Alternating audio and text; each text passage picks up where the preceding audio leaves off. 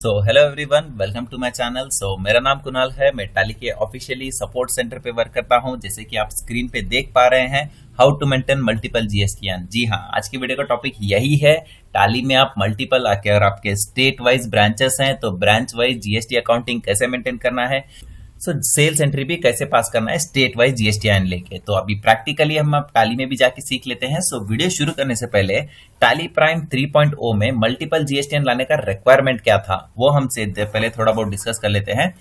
अभी यहाँ पे देखिए, फॉर एग्जांपल मेरा आवर ब्रांच, मतलब मेरे ब्रांचेस है। आपका स्टैंडर्ड बिजनेस रन कर रहा है जिसमें आपके दिल्ली में एक ब्रांच है, केरला में एक ब्रांच है, आसाम में एक ब्रांच है। तो मतलब आपके डिफरेंट डिफरेंट ब्रांचेस है जो कि सभी जीएसटी के अंडर रजिस्टर्ड है।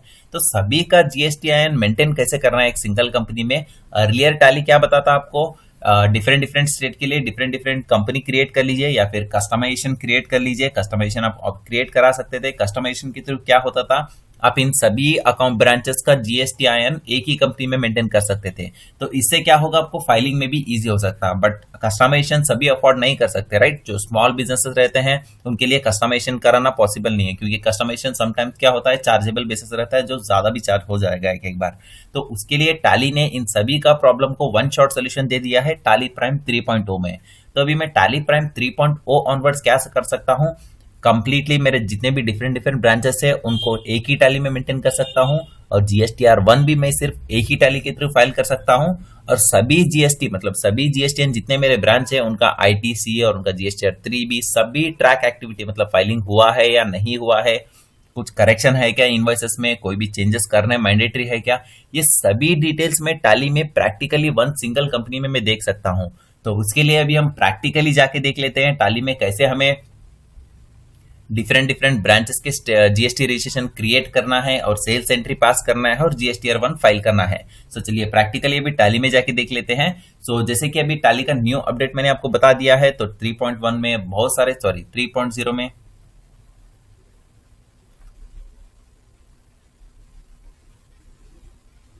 प्रैक्टिकली वीडियो शुरू करने से पहले आप स्क्रीन पे देख पा रहे हैं मैंने different different GST registration maintain किए हैं। तो जैसे कि आपको स्क्रीन पे दिख रहा है Delhi registration, Karnataka registration, Kerala registration. तो अभी मैं इसको प्रैक्टिकली आपको टाली में क्रिएट करके दिखा देता हूं। उसके लिए चलिए अभी टाली में चलते हैं। जैसे कि आपको स्क्रीन पे दिख ही रहा होगा, मैंने डिफरेंट डिफरेंट रजिस्ट्रेशन क्रिएट किए हैं। तो इन सभी को मैं फ्रेशली आपको बता देता हूँ कैसे क्रिएट करना है फ्रेश कंपनी, क्योंकि ये 3.0 में क्या है, सभी चेंजेस है। जीएसटीआर 1 फाइलिंग से लेके जीएसटीआर ट्रांजेक्शन एक्सपीरियंस सब कुछ चेंज हुआ है। तो इसके लिए मैं आपको प्रैक्टिकली स्टेप बाय स्टेप बता देता हूं फ्रेश कंपनी क्रिएट करके। तो कंपनी क्रिएट करने से पहले मैं आपको एक ऑप्शन बताना चाहूंगा, चैनल को जरूर सब्सक्राइब कीजिए, क्योंकि मैंने वीडियो में कुछ इंपॉर्टेंट टिप्स ऐड किए हैं जो सिर्फ सब्सक्राइबर ओनली है। तो मतलब सिर्फ सब्सक्राइबर वो इंपॉर्टेंट टिप्स देख पाएंगे। अगर आपने चैनल को सब्सक्राइब नहीं किया है, जो भी इंपॉर्टेंट टिप्स मैंने बताए हैं वो आपको स्किप हो जाएंगे ऑटोमेटिकली वीडियो से। तो इसके लिए चैनल को अभी सब्सक्राइब कीजिए। तो वीडियो शुरू करने से पहले तो मैं चलिए अभी प्रैक्टिकली आपको वीडियो स्टार्ट करके बता देता हूँ टैली में। अभी मैं कंपनी क्रिएट करने के लिए क्या कमांड देंगे, गेटवे ऑफ टैली से Alt F1 करते हैं, ये कंपनी में शट कर देता हूं। अभी प्रैक्टिकली मैं एक बार कंपनी क्रिएट कर लेता हूं फ्रेशली। तो फ्रेश कंपनी क्रिएट करने के लिए इसी स्क्रीन से क्रिएट पे एंटर करते हैं। जैसे मैं क्रिएट पे एंटर करता हूं, यहाँ पे मुझे कंपनी का नेम पूछ रहा है, तो मैं नेम क्या रखूंगा, मल्टीपल जीएसटीआईएन, क्योंकि मैं डिफरेंट डिफरेंट मेंटेन कर रहा हूँ, राइट। आपके अकॉर्डिंग आपके कंपनी का नेम दे सकते हैं आप। तो मल्टीपल जीएसटीआईएन में नेम दे देता हूँ, मल्टीपल जीएसटीआईएन। ठीक है, तो मेरा हेड ऑफिस मेरा कर्नाटक में ही रहेगा, तो मैं कर्नाटक ले लेता हूं। इसको एंटर करके एक्सेप्ट कर सकते हैं या फिर कंट्रोल ए करके भी आप एक्सेप्ट कर सकते हैं। तो मैंने अभी कंट्रोल ए करके इसको एक्सेप्ट कर लिया। अभी नेक्स्ट स्क्रीन क्या आ रहा है, कंपनी क्रिएटेड सक्सेसफुली। तो इस तरीके से आप एक प्रॉपरली कंपनी बना ली है। तो अभी इस कर्नाटक का जीएसटी नंबर भी देना पड़ेगा ना हमें। तो जीएसटी नंबर देने के लिए इसी स्क्रीन से आप टैक्स सेक्शन में आप देख पाएंगे GST enable goods and service tax, इसको मैं यस कर लेता हूं। जैसे मैं यस करके एंटर कर देता हूं, आपको नया स्क्रीन पॉपअप आ जाएगा। यहाँ पे जीएसटी रजिस्ट्रेशन स्टेटस भी आपको दिख रहा है। तो मतलब ये क्या होता है, अगर आपका जीएसटीआईएन एक्टिव है इनएक्टिव है, आप यहीं से ही डायरेक्टली एक्टिव इनएक्टिव कर सकते हैं। समटाइम्स एक्टिव जीएसटीआईएन इनएक्टिव हो जाता है, राइट।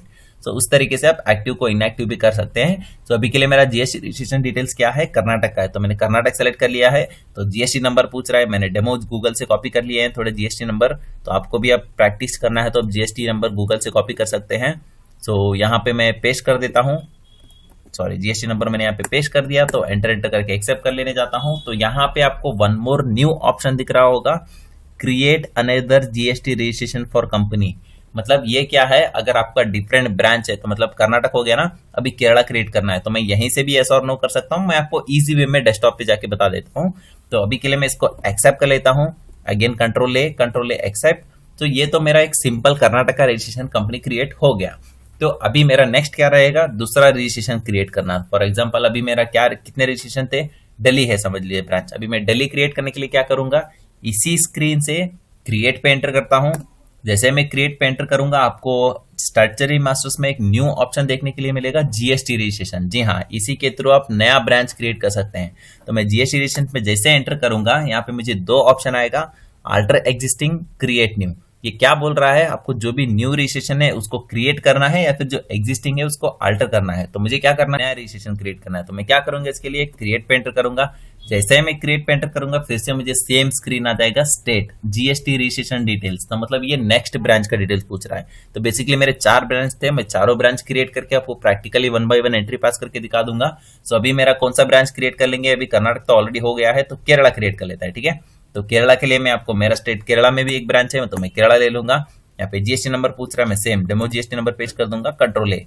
जैसे मैं कंट्रोल ए करता हूं, यहाँ पे मुझे ऑप्शन पूछ रहा है, create a unique voucher number series to create a multiple GST registration. तो मतलब टैली क्या बोल रहा है, आपका जो भी स्टेट वाइज जीएसटी नंबर है, फॉर एग्जांपल आपका डिफरेंट स्टेट है राइट, तो सभी के अंदर वोचर नंबर तो सबका अलग अलग ही रहेगा आपके पास। तो उसी के लिए स्टेट वाइज, मतलब आपका जो भी स्टेट है, केरला है, कर्नाटक है, तो इन सभी के वाइज आपको डिफरेंट वोचर टाइप मेंटेन करने के लिए बोल रहा है। तो मतलब वोचर टाइप आप मेंटेन मत कीजिए, यहाँ पे सीरीज मेंटेन कीजिए। तो मतलब केरला के लिए क्या सीरीज रहेगा, KER01। कर्नाटक के लिए क्या रहेगा, KA01। तो जैसे आप एंट्री पास करते चले जाएंगे, KA01, KA02, जैसे आप ट्रांजैक्शन रजिस्ट्रेशन वाइज सेव करते जाएंगे, automatically voucher number state wise change होता चला जाएगा। तो उसी के लिए अभी मैं कैसे क्रिएट करना है वो भी मैं आपको बता देता हूं। सो अभी मैंने क्या क्रिएट किया है, केरला क्रिएट किया है। तो इसी स्क्रीन से मैं यस कर देता हूं। यहाँ पे एक सीरीज क्रिएट कर लेते हैं केरला के लिए। तो केरला के लिए क्या रहेगा, आप सीरीज क्रिएट करने KER01 रख देते हैं। तो उसके लिए मैं क्या करूंगा, यहाँ पे सेल्स पे जाऊंगा, आपको कौन सा सीरीज क्रिएट करना है वो सीरीज सेलेक्ट कर लेना है। तो मैं केरला सेल्स पे जाता हूँ, क्रिएट वोचर, यहाँ पे क्या करूंगा, KER सीरीज, KER लिख दूंगा, एंटर। यहाँ पे वोचर नंबरिंग पूछ रहा है, ऑटोमेटिक मैनुअल ओवरराइड आपके अकॉर्डिंगली आप सेट कर सकते हैं। यहाँ पे वन मोर ऑप्शन हुआ है, वो भी मैं आपको बता देता हूँ। जैसे मैं ऑटोमेटिक सेलेक्ट कर लूंगा, टैली मुझे बोलेगा नंबरिंग बिहेवियर ऑफ इंसर्टेशन और डिलीशन। तो मतलब आप जब भी कोई एंट्री डिलीट करेंगे या इंसर्ट करेंगे, वोचर नंबर पे क्या इफेक्ट होना है। फॉर एग्जांपल अभी आप GSTR1 फाइलिंग कर रहे हैं, आपको वोचर सीक्वेंस रहता है 1 2 3 4 5 6 7 8 9 10। अभी आपका एक फाइलिंग हो गया, इन केस आपने मिडिल में कोई एंट्री डिलीट कर दिया, फॉर एग्जाम्पल आपने 1 to 10 एंट्री पास किए हैं, 5 डिलीट कर दिए हैं, तो 6 वाला 5 पे चला जाएगा, 7 वाला 6 पे चला जाएगा राइट। तो आपको फाइलिंग में GSTR1 के एंट्रीज में और आपके बुक्स ऑफ अकाउंट में मिसमैच हो जाएगा। तो उसके लिए टैली ने ऑप्शन ऐड कर दिया है, रिटेन ओरिजिनल वोचर नंबर और री नंबर वोचर नंबर। जैसे अगर आप री नंबरिंग वोचर नंबरिंग ले लेंगे तो इसमें क्या होगा, 5 आप डिलीट कर देंगे तो 6 वाला 5 पे चला जाएगा, 8 वाला 7 पे आ जाएगा। Original number, retain original number, तो मतलब आप जो भी डिलीट करेंगे वो वोचर ऑप्शनल पे रहेगा, मतलब वहीं पे रहेगा वोचर नंबर अनयूज्ड में। आप चाहे तो बाद में उसको यूज कर सकते हैं, 7 वाला 7 पे ही रहेगा, 8 वाला 8 पे ही रहेगा, चाहे आप बीच में डिलीट करें या इंसर्ट करें। तो अभी मैं इसको रीनंबरिंग नहीं, रिटेन ओरिजिनल नंबर ही ले लेता हूं। यहाँ पे सेट अल्टर एडिशनल नंबरिंग, तो मतलब ये भी आप यहाँ पे बेटर रहेगा अगर आप एनेबल कर लेंगे। तो मैं इसको एनेबल कर लेता हूँ, यस करके। यहाँ पे वोचर नंबर अप्लीकेबल फ्रॉम पूछ रहा है, तो मतलब 1 अप्रैल से ही रहेगा। स्टार्टिंग नंबर, प्रीफिक्स अफिक्स क्या रहेगा, मैं प्रीफिक्स अफिक्स भी दे देता हूँ ताकि मेरे रेफरेंस के लिए इजीली पता चल जाए। तो मैं 1 दे देता हूँ यहाँ पे। केरला के लिए मैं क्या दूंगा, KER, तो मतलब KER दूंगा ना तो मुझे पता चल जाएगा ऑटोमेटिकली ये केरला रजिस्ट्रेशन का एंट्री है। तो मैं KER/ दे देता हूँ, KER/ या फिर हाइपन दे सकते हैं आप, हाइपन पोर्टल एक्सेप्ट नहीं करेगा तो मैं स्लैश दे देता हूँ। तो एक्सेप्ट कर लेता हूँ, यहाँ पे यस कर देता हूँ। अभी ये क्या हो गया, केरला रजिस्ट्रेशन क्रिएट हो गया, तो केरला के लिए डिफरेंट वोचर नंबरिंग भी क्रिएट हो गया। सो अभी मेरा नेक्स्ट भी ब्रांच है राइट, तो उसको क्रिएट करने के लिए मैं क्या करूंगा, सिंपल फिर से गेटवे टैली से क्रिएट GST रजिस्ट्रेशन। यहाँ पे GST रजिस्ट्रेशन डिटेल्स पूछ रहा है, तो कौन सा रजिस्ट्रेशन है मेरा, तो ये अभी केरला हो गया तो मैं दिल्ली ले लूंगा। तो दिल्ली के लिए दिल्ली टाइप कर देते हैं। तो जैसे मैं दिल्ली सेलेक्ट करूंगा, यहाँ पे GST नंबर पूछ रहा है, मैं GST नंबर भी दे देता हूँ, एंटर एंटर एक्सेप्ट। सो जैसे मैं इसको एक्सेप्ट कर लूंगा, इसके लिए भी मुझे सीरीज क्रिएट करने के लिए पूछेगा। डेफिनेटली मुझे दिल्ली के लिए भी अलग से सीरीज मेंटेन करना पड़ेगा ताकि मुझे पता चले ये दिल्ली का एंट्री है या फिर कर्नाटक का एंट्री है। तो इसको मैं यस करूंगा, यस करके सीरीज क्रिएट करने के लिए क्या, फिर से मैं सेल्स पे चला जाऊंगा, space bar, create voucher series, यहाँ पे मैं सीरीज का नेम क्या रहेगा, दिल्ली, तो मैं DH लिख देता हूँ, यहाँ पे ऑटोमेटिक रखूंगा, retain original numbering, set alter additional numbering details yes, तो यहाँ पे मैं अप्लीकेबल डेट देता हूँ, दिल्ली से अभी मैं 1 अप्रैल से क्रिएट कर रहा हूँ तो मैं 1 अप्रैल ही दूंगा, एंटर, यहाँ पे अप्लीकेबल फ्रॉम 1, तो पर्टिकुलर्स में क्या रहेगा DH01, जैसे मैं एंटर करूंगा वो ऑटोमेटिकली ले लेगा, तो मैं एक्सेप्ट। सो अभी हमारा क्या हो गया, कर्नाटक एक तो डिफॉल्ट से है राइट। सो मैं एंट्री लेवल पे आपको बता देता हूँ क्या प्रॉब्लम क्रिएट होता है अगर आप वोचर सीरीज नहीं मेंटेन करते हैं तो। सो चलिए अभी प्रैक्टिकली हमने रजिस्ट्रेशन तो क्रिएट कर लिया इतने सारे, तो अभी क्रिएटेड रजिस्ट्रेशन को देखना कैसे है, मतलब कहाँ पे है हमारे रजिस्ट्रेशन वो भी चेक करना पड़ेगा ना। सो उसके लिए मैं क्या करूंगा, गेटवे ऑफ टैली से अल्टर GST रजिस्ट्रेशन, यहाँ पे देखिए मुझे केरला, दिल्ली, कर्नाटका, तो मतलब जो भी मैं रजिस्ट्रेशन क्रिएट करूंगा यहाँ पे मुझे सेपरेट रजिस्ट्रेशन दिखाई देगा। अगर आपको अल्टर करना है तो इस पे एंटर करके यहीं से आप डिटेल्स अल्टर कर सकते हैं। सो अभी हमने क्रिएट कर लिया, ब्रांच क्रिएट कर लिया, branch wise the voucher numbering भी क्रिएट कर लिया, वोचर सीरीज भी क्रिएट कर लिया, अभी हमें सेल्स एंट्री भी पास करना पड़ेगा राइट। सो अभी प्रैक्टिकली ब्रांच वाइज भी सेल्स एंट्री पास करके देखते हैं और GSTR1 में क्या इफेक्ट हो रहा है और GSTR1 में ब्रांच वाइज कैसे GSTR1 देखना है वो भी हमें प्रैक्टिकली देख लेते हैं। सो उसके लिए मैं क्या करूंगा, गेटवे ऑफ टैली से वोचर पे चला जाऊंगा। तो जैसे मैं वोचर पे आता हूं यहाँ पे आपको डिफॉल्ट से एक नया ऑप्शन ऐड हुआ मिलेगा, GST रजिस्ट्रेशन। जी हाँ, आपको स्क्रीन पे क्लियरली दिख रहा है GST रजिस्ट्रेशन, तो मतलब ये दिल्ली रजिस्ट्रेशन का है। तो मतलब अभी आप जो भी एंट्रीज पास करेंगे वो दिल्ली रजिस्ट्रेशन में जाके सेव होंगे। तो अभी मैं क्या करूंगा, दिल्ली के लिए एक रजिस्ट्रेशन है तो मैं दिल्ली में अभी मुझे स्टेट चेंज करना है, फॉर एग्जांपल अभी मेरा दिल्ली है तो मैं एक काम करता हूँ, दिल्ली में एक एंट्री पास कर लेता हूँ। सो नेक्स्ट वीडियो में नेक्स्ट स्क्रीन पे आपको क्या बताऊंगा मैं, कर्नाटक के लिए कैसे एंट्री पास करना है। तो अभी के लिए हम दिल्ली के लिए ले लेते हैं। सो दिल्ली के लिए कैश ले लेते हैं पार्टी। सो जैसे कि अभी नेक्स्ट क्या पूछेगा आपको, सेल्स लेजर, तो मतलब सेल्स लेजर क्रिएट करना पड़ेगा आपको क्योंकि ये नया कंपनी है, यहाँ पे कोई भी सेल्स लेजर नहीं है। तो मैं सेल्स ले लेता हूँ, अंडर सेल्स अकाउंट जाएगा, नॉट अप्लीकेबल। यहाँ पे देखिए न्यू ऑप्शन ऐड हो गया है, HSN and SSC related details. Earlier आपको क्या था यहाँ पे ऑप्शन, आप 2.1 में कंपेयर करेंगे तो या फिर टैली के पुराने रिलीज में कंपेयर करेंगे तो सेट अल्टर GST डिटेल्स वो ऑप्शन था यहाँ पे। अभी उसको चेंज करके कंप्लीटली न्यू लुक दिया गया है, HSN SSC related details, GST and tax related details. तो मतलब यहाँ पे आपको जो भी GST नंबर डिफाइन करना है, तो मतलब आपको टैक्स रेट क्या डिफाइन करना है, HSN क्या डिफाइन करना है, यहाँ पे 4 लेवल पे आप डिफाइन कर सकते हैं। यहाँ पे शो मोर पे मैं एंटर कर देता हूँ। जैसे मैं शो मोर पे एंटर करूंगा यहाँ पे एज पर कंपनी ग्रुप और specify details here, use GST classification, specify in voucher. तो मतलब यहाँ पे टैली क्या बोल रहा है, आप अगर HSN कोड आप कंपनी से पिक करना चाहते हैं, टैक्स सिर्फ आप एंट्री से पिक करना चाहते हैं तो वैसे भी आप मेंटेन कर सकते हैं, या फिर आपको HSN कोड सिर्फ लेजर से लेना है, टैक्स रेट आपको आइटम से लेना है तो वैसे भी मेंटेन कर सकते हैं। सो मैं आपके बुक्स ऑफ अकाउंट के इजी के लिए कोई भी कंफ्यूजन ना हो, मैं आपको सिंपल ऑप्शन बता देता हूँ, इंपॉर्टेंट टिप्स ये रहेगा आपका एज पर कंपनी। तो मतलब यहाँ पे सिर्फ एज पर कंपनी दे दीजिए, कंपनी में कोई भी डिटेल्स नहीं है, ब्लैंक रख दीजिए, बट वो फेच करेगा स्टॉक आइटम से ही। तो मैं क्या करूंगा, यहाँ पे एज पर कंपनी बुक्स रहने देता हूँ डिफॉल्ट, इसमें कोई भी डिटेल्स नहीं चेंज करूंगा, यहाँ पे भी एज पर कंपनी बुक्स रख दूंगा और एक्सेप्ट कर लूंगा। जैसे मैं एक्सेप्ट कर लूंगा ये तो मेरा सेल्स लेजर क्रिएट हो गया। अभी मुझे आइटम भी चाहिए राइट। सो आइटम कैसे क्रिएट करना है आप सभी को पता ही है, आइटम कैसे क्रिएट करना है, बट अगर स्टिल मैं आपको प्रैक्टिकली एक बार बता देता हूं। यहाँ से Alt+C शॉर्टकट रहेगा आइटम क्रिएट करने के लिए, ITEM item @18%, okay sorry item @18% हो गया है।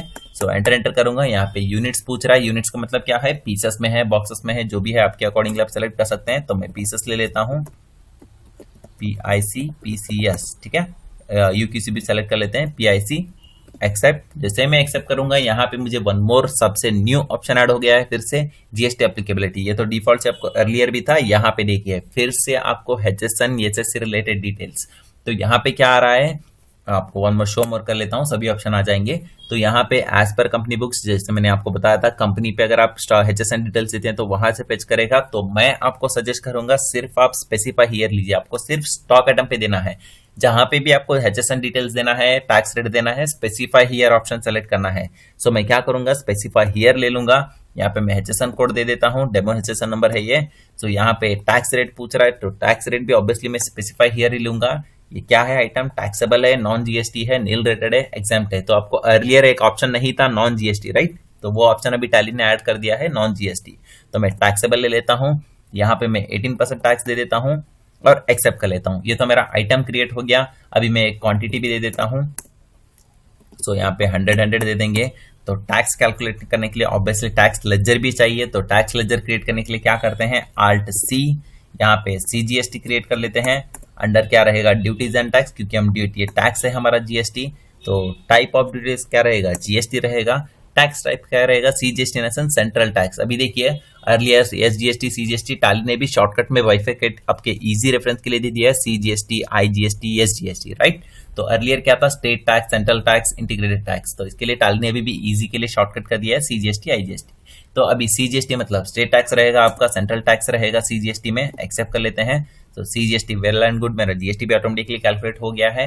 तो भी SGST भी कैलकुलेट करना है, राइट। तो स्टेट टैक्स है, क्योंकि सेम स्टार्ट में अगर एंट्री पास हो रहा है तो SGST लेना पड़ेगा।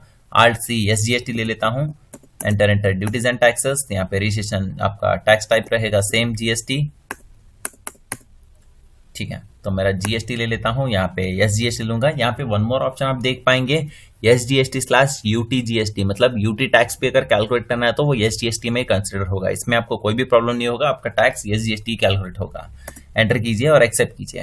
देखिए अभी मेरा CGST GST भी प्रॉपरली कैलकुलेट हो गया है। सो अभी मैं इसको एक्सेप्ट कर लेता हूँ कंट्रोल A करके। देखिए अभी एंट्री तो सेव हो गया मेरा दिल्ली रजिस्ट्रेशन में। अभी मैं क्या करूंगा, अभी मुझे कर्नाटक में एंट्री पास करना है। तो कर्नाटक रजिस्ट्रेशन के लिए एंट्री पास करने के लिए क्या करना पड़ेगा, यहाँ पे ये ऑप्शन आपको दिख रहा है F3 कंपनी टैक्स रजिस्ट्रेशन। तो मतलब अगर मैं F3 करूंगा, जैसे मैं F3 करूंगा यहाँ पे मुझे डिफरेंट रजिस्ट्रेशन पूछेगा। तो अभी हमने क्या किया था, दिल्ली में एक एंट्री पास किया था।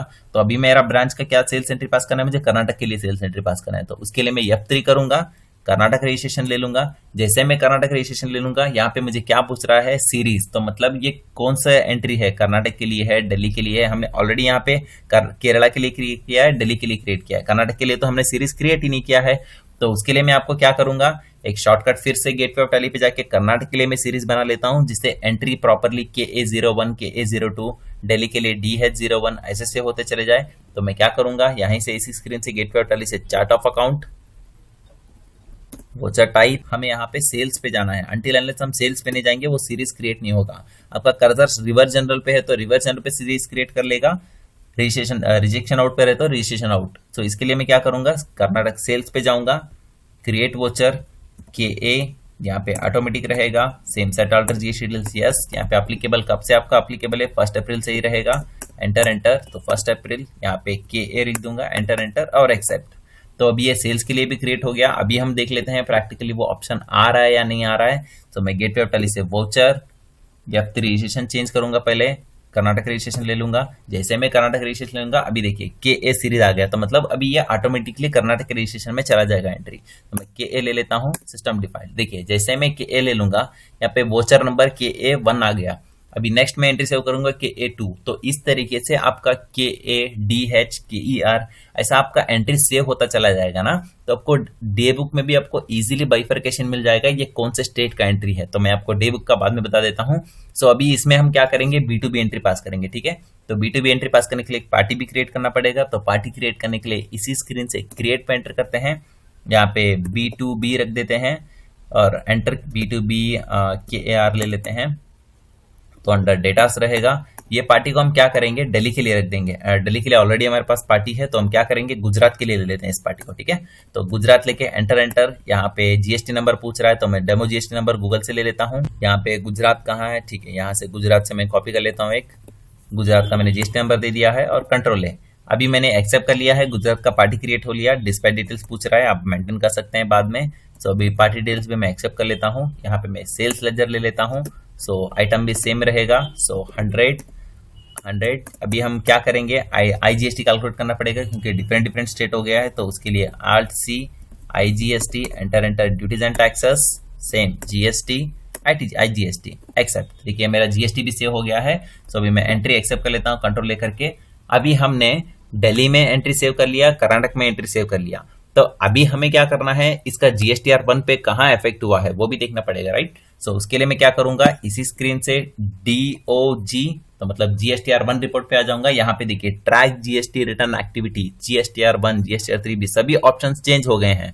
तो ट्रैक GSTN एक्टिविटी क्या होता है ये मैं आपको एक्सप्लेन कर देता हूँ। जैसे मैं ट्रैक GSTN एक्टिविटी पे एंटर करता हूँ, यहाँ पे देखिए मेरा क्या क्या रजिस्ट्रेशन है, दिल्ली है, कर्नाटक है, केरला है। तो मतलब इन सभी में कुछ करेक्शन रिक्वायर्ड है क्या मुझे, तो मतलब दिल्ली रजिस्ट्रेशन में GSTR1 में कोई भी एंट्री गलत पास हुई है क्या मेरे एंड से, तो मतलब कुछ GST मिसमैच है क्या, कुछ करेक्शन रिक्वायर्ड है क्या इनवाइस में। कोई भी करेक्शन नहीं है क्योंकि हमने प्रॉपरली HSN कोड के साथ टैक्स कैलकुलेट करके एंट्री पास किया दिल्ली में। तो कर्नाटक में भी सही है, कोई भी करेक्शन रिक्वायर्ड नहीं है।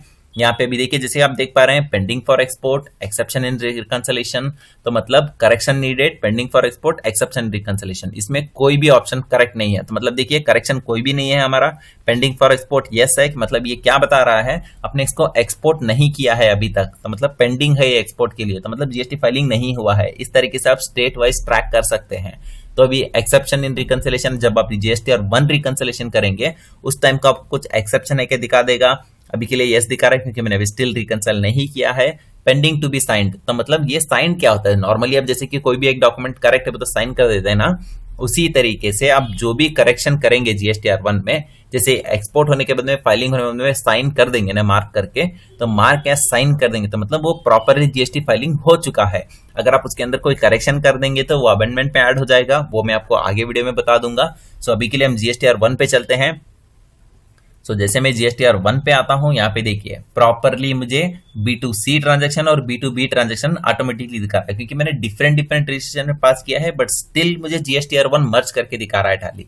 तो मतलब यहाँ पे आपको ऑप्शन से ये बेनिफिट क्या होगा, आपके जितने भी स्टेट हैं ऑल रजिस्ट्रेशन, बेंगलोर का सॉरी दिल्ली, मुंबई, कर्नाटक, जितने भी आपके रजिस्ट्रेशन है ना, उसका सभी GSTR1 आपको 1 क्लिक में मिल जाएगा। और रही बात परफॉर्मेंस की, अभी आपका GSTR1 में इतना ऑप्टिमाइज हो चुका है, आपको विद इन सेकंड में लोड कर देगा टाली GSTR1। अर्लियर थोड़ा परफॉर्मेंस इश्यू था, बट अभी आपको परफॉर्मेंस इश्यू नहीं मिलेगा, इतना ऑप्टिमाइज हो गया है, आपको इमीडिएटली GSTR1 रिपोर्ट लोड हो जाएगा। तो अभी हम क्या करेंगे, ऑल रजिस्ट्रेशन दिखा रहे हैं यहाँ पे, जैसे कि आप स्क्रीन पे देख पा रहे हैं GST registration status not signed, तो मतलब ऑल रजिस्ट्रेशन नहीं है। मुझे अभी क्या करना है, सिर्फ कर्नाटक रजिस्ट्रेशन देखना है। तो मैं उसके लिए क्या करूंगा, सेम शॉर्टकट कमांड रहेगा F3 कंपनी। तो मैं जैसे मैं F3 करूंगा, यहाँ पे दिल्ली कर्नाटक पूछ रहा है, मैं दिल्ली ले लेता हूं। देखिए जैसे मैं दिल्ली सेलेक्ट करूंगा, मैंने दिल्ली में कौन सा एंट्री पास किया था, कैश से पास किया, तो ऑब्वियसली वो B2C स्मॉल में ही दिखाएगा। तो ऑटोमेटिकली सिर्फ मेरा यहाँ पे B2C स्मॉल में ही दिखा रहा है। तो यहाँ पे ऑप्शन जैसे कि आप देख पा रहे हैं, रेडी फॉर एक्सपोर्ट, मतलब रेडी फॉर एक्सपोर्ट, ये एंट्री रेडी है एक्सपोर्ट होने के लिए, GSTR1 फाइल करने के लिए, कोई भी करेक्शन नहीं है। तो इस तरीके से आप डिफरेंट रजिस्ट्रेशन वाइज F3 करके आप देख सकते हैं जो आपका रजिस्ट्रेशन है। अभी केरला देख लेते हैं क्योंकि हमारा केरला में कोई भी एंट्री नहीं है। देखिए केरला ब्लैंक दिखा रहा है मेरा, राइट। तो इसके लिए यहाँ पे कोई भी एंट्रीज अवेलेबल नहीं है, इसलिए मेरा केरला ब्लैंक दिखा रहा है। सो अब तक हमने क्या सीख लिया, ब्रांच कैसे क्रिएट करना है, GSTR सेल्स एंट्री कैसे पास करना है। सो अभी हमारा नेक्स्ट टर्न है GSTR1 को एक्सपोर्ट करके फाइल कैसे करना है। ये फाइलिंग का भी मैं आपको ऑप्शन बता देता हूं क्योंकि क्या हो गया है, 3.0 न्यू अपडेट है ना, इसके अंदर आपको कंफ्यूजन बहुत सारा रहेगा। सो अभी मैं प्रैक्टिकली आपको बता देता हूं कैसे एक्सपोर्ट करना है। सो उसके लिए आपको डेस्कटॉप पे एक फोल्डर बना लेना है, GSTR1 बोल के फोल्डर। अगर आपको बनाना है तो राइट क्लिक करके न्यू पे जाके आप फोल्डर बना सकते हैं, फोल्डर सेलेक्ट करके। तो इसका मुझे पाथ कॉपी कर लेना है, मैं आपको टैली से ही बता देता हूं कैसे एक्सपोर्ट करना है।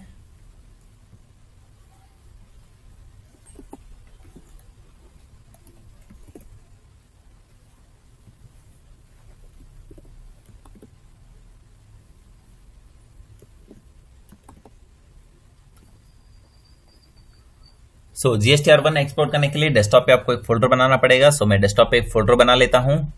सो नया फोल्डर बनाने के लिए आपको राइट क्लिक, न्यू फोल्डर पे एंटर करना है। यहाँ पे GSTR1 फाइल नेम दे दीजिए। ऑलरेडी मेरे पास एक GSTR1 का फोल्डर है तो मैं इसको ही ओपन कर लेता हूँ।